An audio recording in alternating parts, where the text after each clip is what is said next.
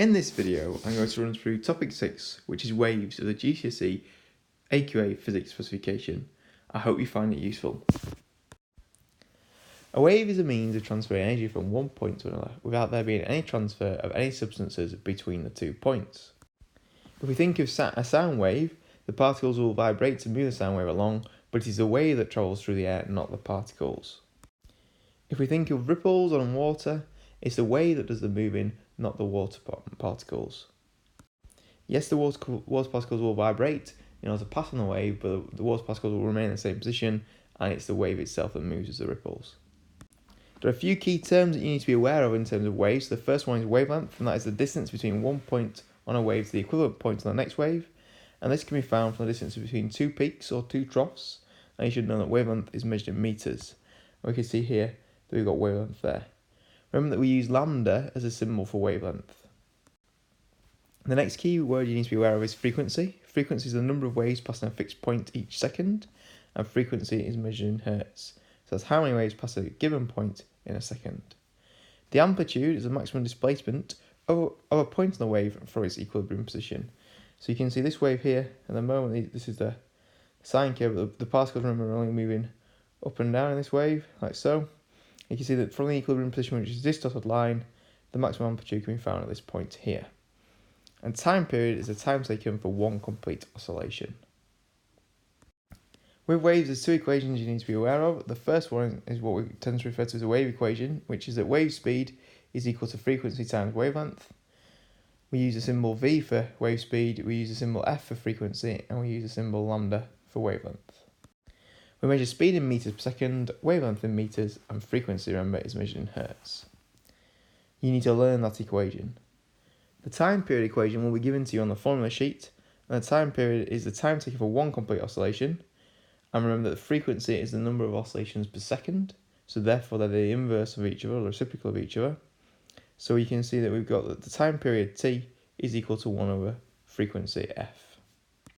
And just remind you again, this equation here, t equals 1 over f, is given to you on the equation sheet, whereas v equals f times lambda, the wave equation, you need to learn. So now I'm going to move on to look at the difference between longitudinal and transverse waves. So transverse waves are shown here at the top, and you can see that the particles in this case are moving up and down, and the wave will transfer in this direction. Transverse waves occur when the displacement is at right angles to the direction of the wave propagation. Examples of transverse waves include electromagnetic waves and water waves or surface water waves. Remember that electromagnetic waves, we'll go into this in more detail later, that includes all the ones in the electromagnetic spectrum. Longitudinal waves, that's shown here, you can see the particles in this case are moving backwards and forwards. Longitudinal waves are when the displacement is parallel to the direction of the wave propagation. Examples of longitudinal waves include sound waves and primary seismic waves. We're now going to move on to required practical number 8. Required practical number 8 asks you to do two things. It wants you to make observations to identify the suitability of apparatus to measure the frequency, wavelength and speed of waves in two different locations. The first is a ripple tank, which we've got here, and the second one is in a solid. And you need to do that by taking appropriate measurements. So you're just going to have a look at the ripple tank and the setup there. So you'll know that you've got an oscillator here that's connected to a power supply, and this is essentially going to vibrate, and that's going to cause water waves to travel across the surface.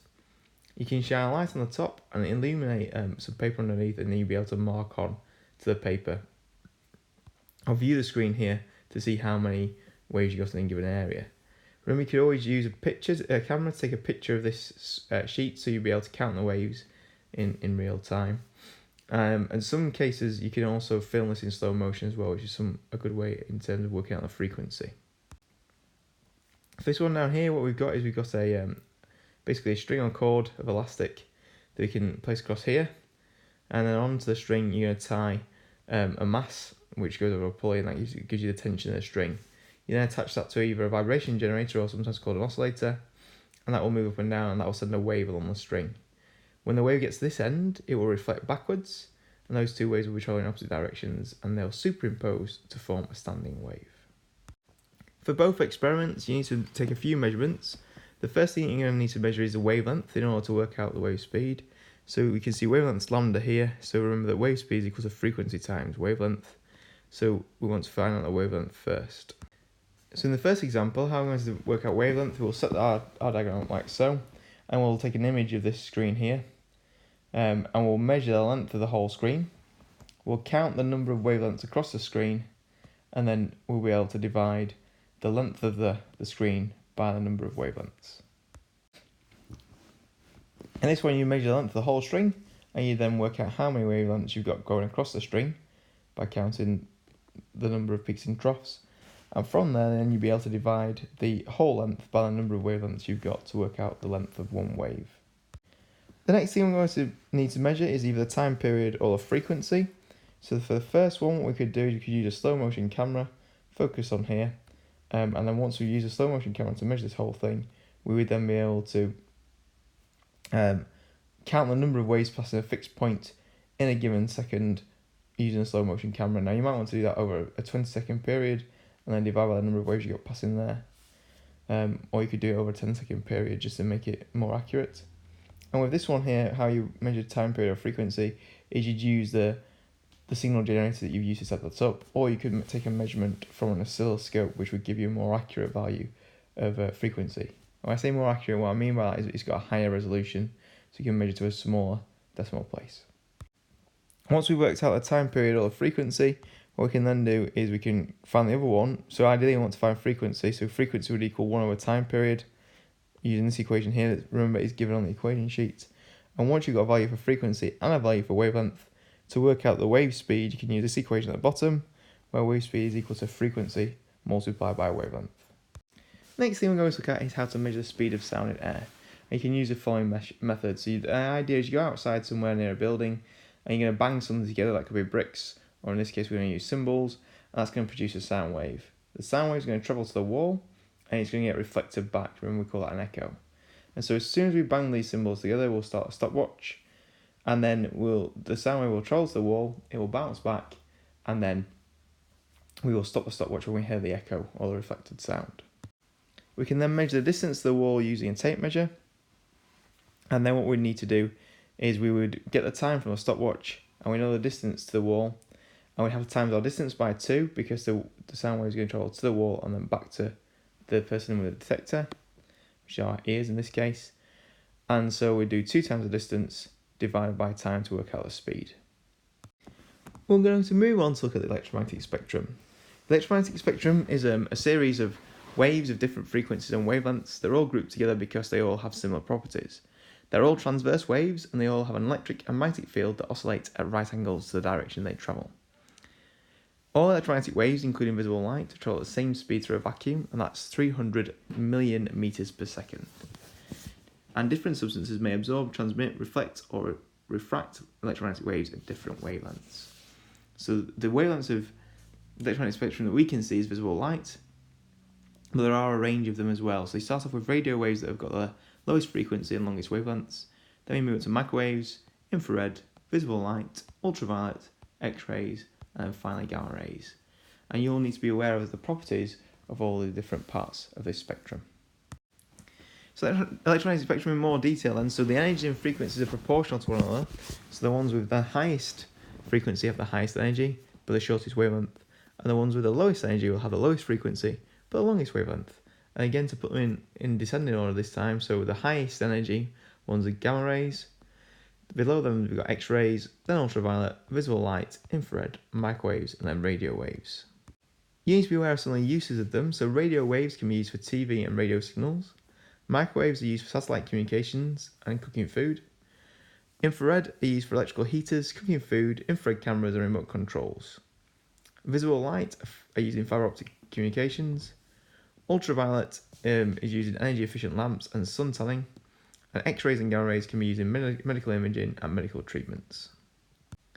The uses of all the parts of the electronic spectrum is based on their wavelength and frequency. So their wavelength and frequency allows them to do the job that we use them for. The high energy X-rays and gamma rays are very good because you've got lots of energy. That means they can kill cells or kill bacteria, which is why we use them in treatments for medicine. Microwaves have got a frequency that's very similar to the natural frequency of water, which is why they're used for cooking food. Microwaves are also able to break through the atmosphere, of the Earth, so they can be transmitted through the atmosphere, which is why we use them for satellite communication. Whereas radio waves cannot go through the atmosphere, but because they've got such long wavelengths, we can reflect them off the atmosphere in order to transmit signals for TV and radio signals. Because they've also got long wavelengths, it means that they can diffract around hills and valleys, which means that radio signals and TV signals can get into more difficult to reach places. We're now going to have a look at some of the electromagnetic spectrum in a little bit more detail. So you need to be aware that radio waves can be produced by oscillations in electrical circuits. So if you make a particles in an electrical circuit oscillate, like we've got here, so you can see the particle moving forwards and backwards or side to side, that's going to produce a radio wave. But when radio waves are absorbed, they may create an alternating current. So if you use a conductor to absorb radio waves, they create an alternating current with the same frequency as the radio wave itself. So radio waves can themselves induce oscillations in electrical circuits. So you can create a radio wave by having an oscillation in an electrical circuit. That can transfer through the atmosphere and then be detected by a conductor, which is essentially like an aerial, and that aerial will then cause oscillations in the electrical circuit, which can then be interpreted as a radio wave. Some electromagnetic waves are caused by changes inside the atom. So change in the atom and the nuclei of atoms can result in electromagnetic waves being generated or absorbed over a wide frequency range. So you can see here what we've got is if we excite an electron by absorbing energy, it will move up to an energy level. When it de-excites, it will move down, and that will emit a basically electromagnetic wave. In this case, we're getting a UV photon being emitted, so that's an ultraviolet wave that's being emitted there. Gamma rays originate from changes in the nucleus of the atom, and you looked at that in more detail in topic 4, atomic structure. So you will remember if after a nucleus decays through alpha or beta, it's left in an excited state, and it will decay by emitting a gamma ray. There are 3 types of electromagnetic radiation that can be hazardous. They are ultraviolet waves, X-rays, and gamma rays. They all have a hazardous effect on human body tissue, and the effect depends on the type of radiation and the size of the dose. You need to know that radiation dose is measured in sieverts, and it's a measure of the risk of harm resulting from an exposure of the body to radiation. Because radiation dose is relatively often quoted in small units, we often use millisieverts. You need to be aware that 1000 millisieverts is equal to 1 sievert, and that's the same for anything that's in a milli function. So the prefix milli means it's 1,000th. So you'd have to have 1,000 milli, in this case millisieverts, to make 1 sievert. In the same way that you'd have to have 1,000 millimeters to make 1 meter. Ultraviolet waves can cause skin to age prematurely and increase the risk of skin cancer. Whereas X-rays and gamma rays are hazardous because they are ionizing radiation, and that can cause a mutation of genes, and that leads to cancer. Different substances may absorb, transmit, refract, or reflect electromagnetic waves in ways that vary with wavelength. So if an electromagnetic wave was to pass through a boundary, one of the following things could happen. It could be absorbed, which means a wave doesn't go through the material. It stays where it gets absorbed by the material instead, so it stays in the material. It could be reflected, so it strike the material and then bounce off. It could be transmitted by the material, which means it's allowed to pass through, or it could be refracted. Refraction is a form of transmission, but it causes the wave to change direction as it moves through. So if wave strikes a surface at an angle, it may be refracted. This is due to the difference in velocity of the waves in different substances, and this causes the wave to change direction. We're now going to look at refraction in a little bit more detail. So refraction occurs when a wave changes speed as it passes from one region to another. The speed change usually causes the wave to change direction, and that usually happens if the wave comes in at an angle. Water waves slow down as they pass over from a deeper to a shallower region, which means that water waves travel more slowly in a shallower region than they would do in a deeper region, where they travel faster. You can see here in these diagrams we're showing that, so you can see the light waves coming in here. As it enters the shallower region, we can see that it's slowing down, and we can see that because it's bending. We get this bend here as it goes into the shallower region. So this part of the wave here, on this side it continues at the same speed, whereas at this side it slows down, and that causes it to bend in that direction there. Okay, and the same thing can be seen in this diagram here. So these waves at this point, the waves are all traveling at the same speed. At this point here, this wave slowed down, which is why it's bent, and this part of the wave has continued at the same speed, which means it's got in front of the one that hit the boundary. This also happens in light, and light will slow down as it passes from a less dense material to a more dense material. So going from air into glass it would slow down. Going from air into perspex, again, it would slow down. Or going from air into water, it would slow down again. Because glass, perspex and water have all got a larger density than air. On this side, we've got an example of refraction of light at a plane surface. So we can see that the light comes in here. Remember, we draw our normal at right angles to our light ray. And we can see that as the light strikes the glass, it slows down and it bends towards the normal. And then as the light leaves the glass, it will speed up and bend away from the normal. So if you go from a less to more optical dense transition, so air to glass, the light will bend towards the normal, and the angle of refraction is less than the angle of incidence. Angle of incidence, remember, is measured from the normal to the incident ray, and angle of refraction is measured from the normal to the refracted ray. If you go from more to less optical dense transition, so for example water to air, the light would bend away from the normal, and the angle of refraction is greater than the angle of incidence. We've mentioned diffraction earlier, so I just want to explain what that is. So diffraction occurs when a wave spread out from a gap or bends around an obstacle. Diffraction is more significant with low frequency and long wavelengths.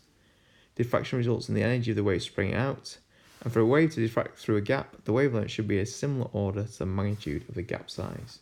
So you can see here, this is a diffraction around an obstacle. The wave's going normal to begin with. So this is when I mentioned they could diffract around a hill. But with radio waves, this is what we're seeing here. So waves go in and they're all straight. But when we go past the gap, we get a spreading out of waves after they pass that obstacle. And in this case, we've got diffraction going through a gap. So this could happen in like a harbour or something. So you get the waves going in normal, and then we get the spreading out of the waves as they pass through that gap. And that's called diffraction. When things are reflected, they follow the law of reflection, which states that the angle of incidence is equal to the angle of reflection. And what we can see here is the incident ray comes in, it strikes the mirror, and is reflected. And these two angles are equal to each other. Now, both angles are measured with respect to the normal. This dotted line here, which is a construction line, which means we create it, and it's perpendicular to the reflecting surface at the point of incidence, so the point where the ray strikes the surface. We're now going to look at required practical activity number 10. It's worth pointing out that required practical activity number 9 is triple only, which is why I've not included it before now. In required practical activity number 10, you're told to investigate how the amount of infrared radiation absorbed or radiated by a surface depends on the nature of that surface. There are a number of ways to do this. The first one we're going to look at is by changing the type of material. So you could change the material used to insulate a beaker, and you could use paper, bubble wrap or foil for this. And how you carry out the experiment is you pour the boiling water into the beaker and measure the temperature using a thermometer every 30 seconds for 5 minutes. And you measure the time using a stopwatch, and you measure the temperature obviously with a thermometer. The best insulator will have the smallest temperature change over that time period. Instead of changing the type of material, you could change the thickness of material. So in this case, you keep the same type of material and you just change the thickness of it. And you could do that by adding extra layers. You would then follow the same method as outlined for the type of material, which I just went through a few moments ago. The final method we're going to look at is using a Leslie cube. So you can see this is a Leslie cube here. You usually have 4 surfaces that are slightly different on each Leslie cube. So the idea is you have a matte white one, a shiny black, shiny silver and a matte black. You then have an infrared detector that's used to measure the infrared radiation emitted by each surface. To keep it a fair test, you need to keep the distance of the infrared detector the same when you're measuring each different surface. And we also use a heat-proof mat to stop conduction through the table and also to protect the table or work surface that we're working on. You'd add boiling water to the Leslie cube through the lid here. You then replace the lid. And what you then do is you go around each side and measure the infrared radiation that's emitted. The greater the infrared radiation that's been emitted it gives you the idea of the better emitter of radiation. You would find that matte black would be the best emitter and shiny silver would be the worst. So if you were to put them in order, it would go matte black, shiny black, matte white, and then shiny silver being the worst one, matte black being the best. And the reason for that is that dull, dark surfaces are the best emitters and absorbers of infrared radiation. And light, shiny surfaces are the best reflectors of infrared radiation, but the worst absorbers and worst emitters. That brings us to the end of the content that is on the combined physics exam. So if you're studying combined science, I thank you for listening, but you can turn the video off now because the rest of the content doesn't apply for you. Whereas if you're studying triple physics, I'm afraid you've got quite a few slides left because waves is the one that has the biggest divergence from the combined specification. So So please keep listening and I hope you continue to enjoy the video. So we're going to start the triple only content by looking at required practical activity number 9, which is about reflection. In reflection, you've been told to investigate the reflection of light by different types of surfaces and the refraction of light by different substances. So we're going to look at reflection first. So how you carry out the reflection practical is that on a piece of paper, you'd sketch the location of the mirror, as you can see here. And once you sketch the mirror on there, you would then draw the normal construction line. Remember, that's perpendicular to the mirror, so that's at 90 degrees. So you use your protractor to measure a 90-degree line and you draw your normal on. Then from the normal, you measure an angle of 10 degrees and you mark that with a cross. You take your protractor away and join the cross up to the normal line here and the mirror, and you join that up, so that's the 10-degree line there. What you would then do is you would turn the lights off. You would turn on your ray box that's funded by your power pack, and you put your slit in your ray box and you shine a light directly down a line, and it'll strike the mirror and bounce off. Then what you would do is you draw 3 crosses on this line here, on this light ray, and then you would turn the lights back on. You'd join the 3 crosses up to where it joined the mirror, and that would be your angle of reflection. And remember, the law of reflection states the angle of incidence is equal to the angle of reflection. You'd then be able to repeat this for different angles, so you go 10, 20, 30, 40, 50, 60, 70 degrees, and you draw these onto the same piece of paper, measuring the angle each time, and you would do the same process we've done before by marking the reflected ray with 3 crosses and then joining them back up to where the normal meets the mirror. So we'll now look at what we do for refraction. So on a piece of paper this time, instead of sketching a mirror, you're going to sketch the location of the perspex or glass block. So you're going to draw around your block. Okay, you draw a normal line which is perpendicular, so at right angles, using your protractor again.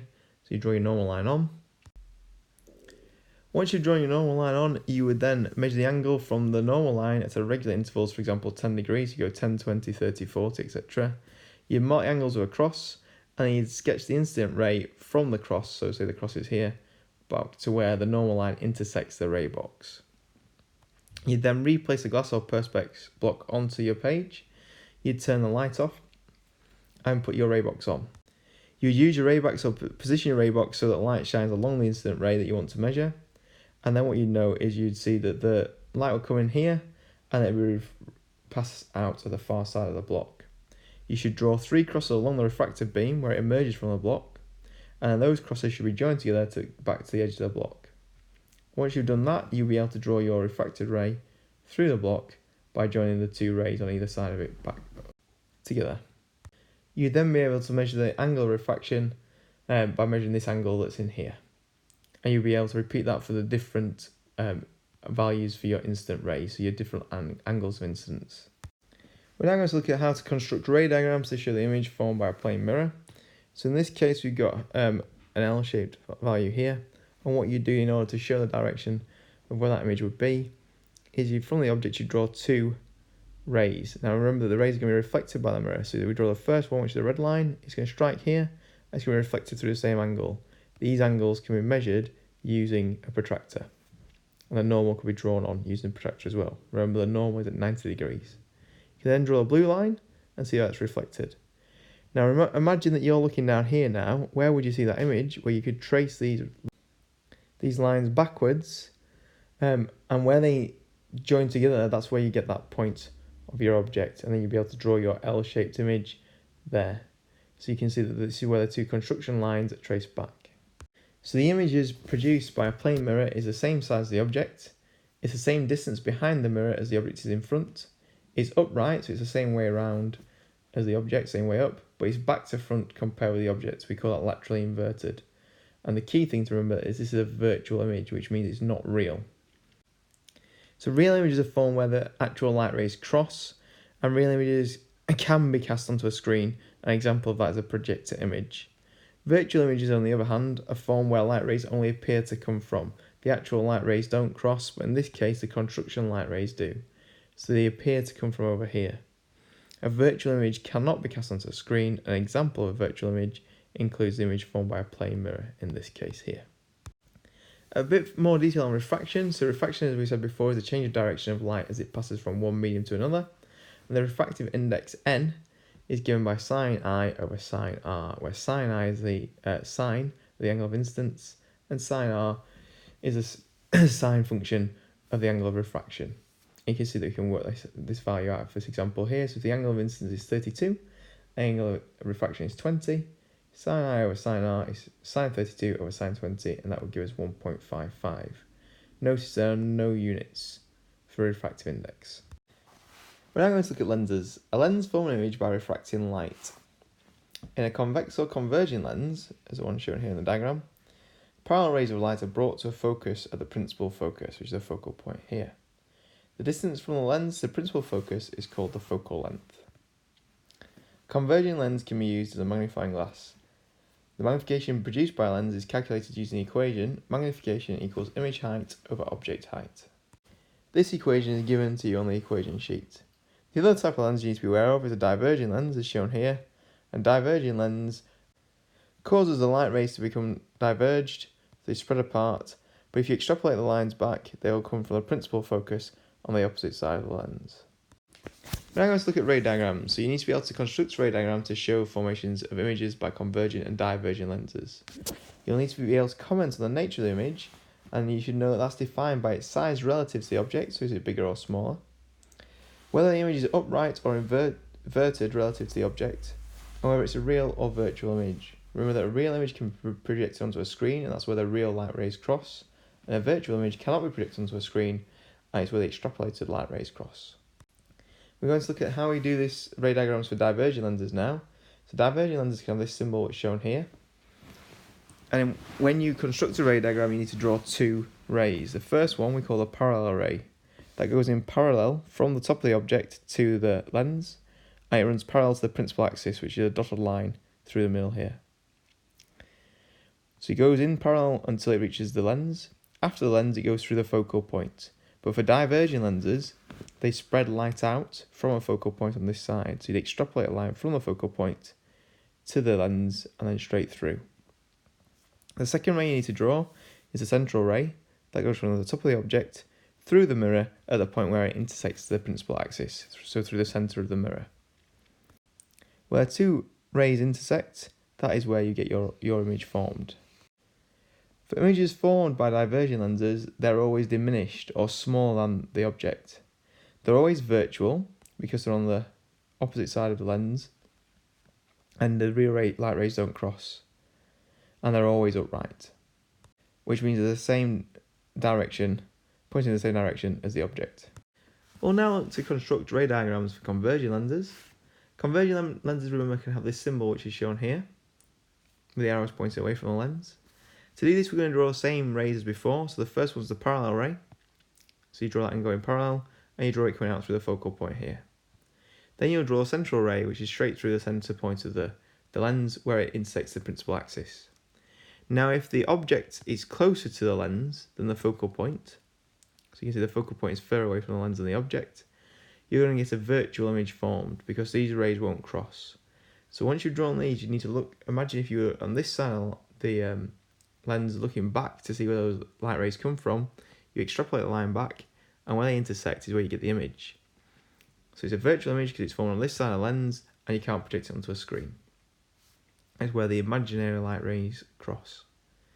The image is going to be magnified, so it's going to be larger than the object, as you can see here, and the image is also upright because it's pointing in the same direction as the object. Now look at what happens if we have the object being further away than the focal point. So you can see here's the object, there's the focal point, and then there's the lens. So in this case, what will happen is that those light rays will actually cross. So we draw the principal ray, we draw that in parallel to the principal axis. Once it hits the lens, we draw it coming out through the focal point.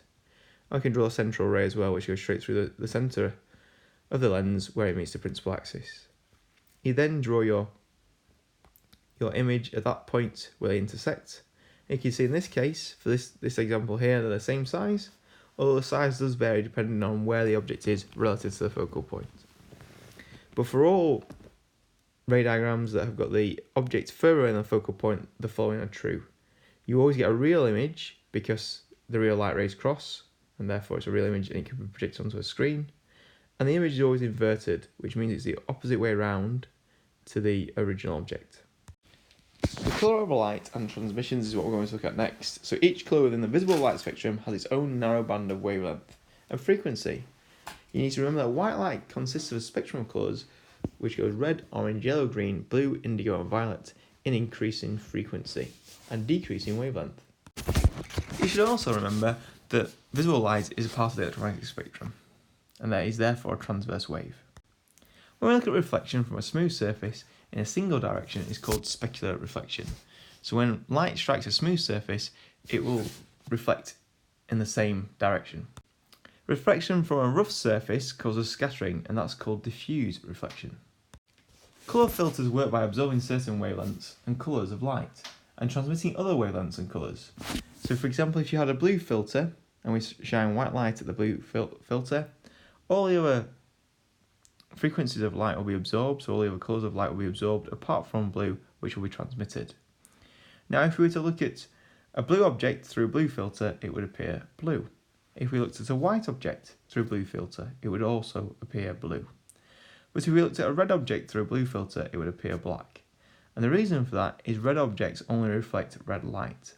But red light will not pass through a blue filter, and therefore will be absorbed by a blue filter, making the red object appear black. This would be the same for any other colour of light, other than blue.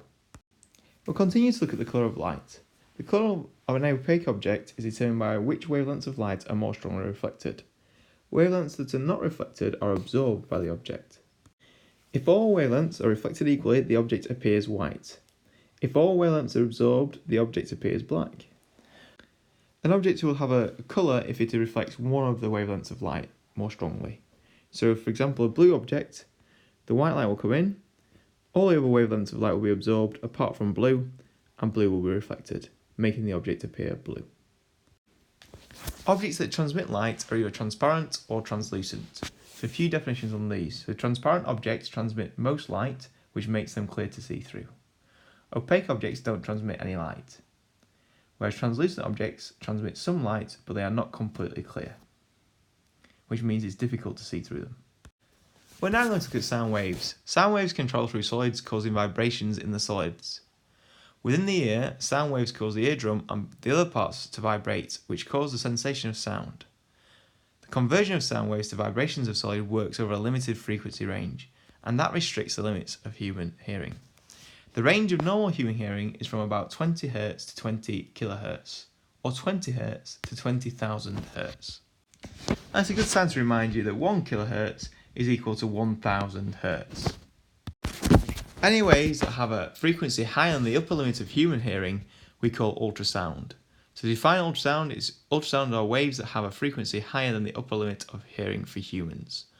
Ultrasound travels at the speed of sound, which is around 340 meters per second. Ultrasound waves are partially reflected when they meet a boundary between two different media. The time taken for the reflections to reach the detector can be used to determine how far away such a boundary is, and that allows ultrasound waves to be used for both medical and industrial imaging. If you look at the diagram over on the right hand side here, you can see you've got the ultrasound emitter here. So we'll send off the ultrasound waves. They will strike the first surface here, which is the bone, and some of them will be reflected back. This peak corresponds to the first reflection here. The waves will go through and strike this surface of the bone, where some waves will be reflected back. The second peak, therefore, indicates the waves being reflected from that surface. The waves will then continue through the skin, through the muscle, and strike this boundary here, where some waves will be reflected back, which would give us the third peak. Now, if we wanted to measure the thickness of this bone, what we need to do is we measure the time between these two peaks, and that will give us the time. We know the speed of 340 meters per second, which the ultrasound waves travel at, and therefore we can work out the thickness of the bone by doing 340 multiplied by whatever time has passed between these two peaks. And that is how ultrasound waves are used in medical and industrial imaging. You should also be aware of a process called echo sounding. Echo sounding uses high frequency sound waves, is used to detect objects in deep water and measure water depth. So you can have a sound wave detector and emitter here. You'd send a sound wave down through the water, it would strike the bottom of the water, and then it will be reflected back up to the detector. As the speed of sound waves in water is known, scientists can measure the time between the high frequency sound waves leaving the boat until the echo is received. The scientists can then determine the distance the sound waves travelled to the bottom of the water and back to the boat using the equation S equals V times T. where s is the distance, v is the velocity, and t is the time taken. You need to be aware that the depth of the water can then be calculated by dividing the distance above by 2. And the reason for that is the total distance travelled is there and then back. So the total depth of the water would be half the total distance travelled. So depth is total distance travelled divided by 2. We're going to look at seismic waves now. So seismic waves are produced by earthquakes. P waves are longitudinal seismic waves, and P waves can travel at different speeds through solids and liquids. S waves are transverse seismic waves. S waves cannot travel through a liquid. You need to know that P and S waves provide evidence for the structure and size of the Earth's core. When an earthquake occurs, it will release both primary and secondary waves. Scientists have built detectors around the Earth in order to detect these seismic waves. If we have an earthquake at this point here, you can see in both diagrams, primary waves will be released first, because they're primary waves. So primary seismic waves, or P waves, will be released first. They'll then travel through the Earth's structure, and when they meet a boundary, they will be refracted. And that's because primary waves travel at different speeds in solids and liquids. So they travel through the mantle, get to the liquid outer core, and be refracted, and then go through the solid inner core and be refracted again. And these waves will be detected anywhere on the Earth's surface. After the primary seismic waves are detected, we would detect secondary seismic waves.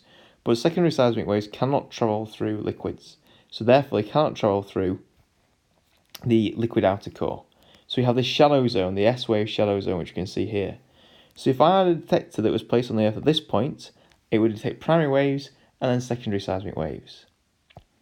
If I had a detector placed at this point on the Earth's surface, it would detect primary waves only, or P waves only. Now the detectors detect the time that the P and S waves arrive, and also the size of the P and the S waves. And scientists can use this information to create a model of the structure of the Earth. We're finally going to look at blackbody radiation. And what you need to know about blackbody radiation is that all objects, no matter what temperature, emit and absorb infrared radiation.